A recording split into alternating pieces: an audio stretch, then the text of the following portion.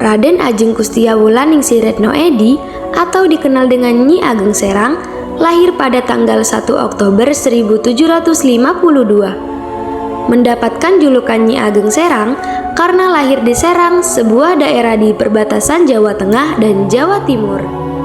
Beliau adalah putri dari Pangeran Natapraja, salah seorang senopati yang merupakan penguasa daerah Serang, Jawa Tengah, sekaligus menjadi panglima perang Sultan Hamengkubuwono I. Nyi Ageng Serang juga disebut sebagai salah satu keturunan dari Sunan Kalijaga. Diketahui Nyi Ageng Serang sebagai nenek pahlawan nasional, yaitu Ki Hajar Dewantara. Didukung latar belakang keluarganya, Nyi Ageng Serang tumbuh menjadi seorang perempuan tangguh dan percaya pada keadilan. Pendidikan yang diberikan kepadanya tidak sebatas pembelajaran rumah tangga, melainkan juga seni bela diri dan strategi militer. Keterampilan ini membentuk karakternya yang pemberani dan mandiri, serta membekalinya dengan pengetahuan tentang taktik perang. Nyi Ageng kemudian menikah dengan seorang pangeran bernama Kusumawijaya yang ternyata sangat membahagiakannya. Bukan karena pangeran itu membawakan harta kekayaan yang banyak, tetapi justru karena suaminya itu memiliki jiwa cinta tanah air yang tidak kalah kuatnya. Dari perkawinan ini, Nyi Ageng dikaruniai seorang putra dan seorang putri, yang salah satunya bernama Pangeran Kusumawijoyo yang disebut sebagai Pangeran Serang II. Nyi Ageng Serang terlibat secara aktif dalam Perang Diponegoro melawan penjajahan Belanda. Di tengah medan pertempuran yang penuh tantangan, Nyi Ageng Serang memimpin pasukan wanita dengan keberanian dan keterampilan strategis.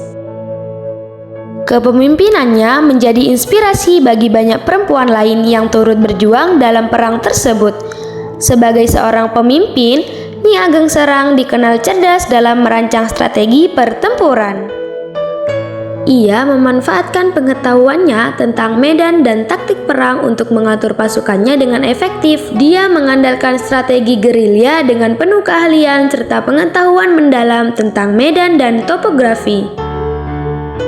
Dalam pertempuran, pasukannya sering melakukan serangan mendadak dari tempat-tempat tersembunyi, seperti hutan dan perbukitan, lalu menghilang dengan cepat. Pemanfaatan taktik penyergapan dan perangkap membuat pasukan Belanda kesulitan dalam menghadapi serangan balasan pasukan Nyi Ageng Serang.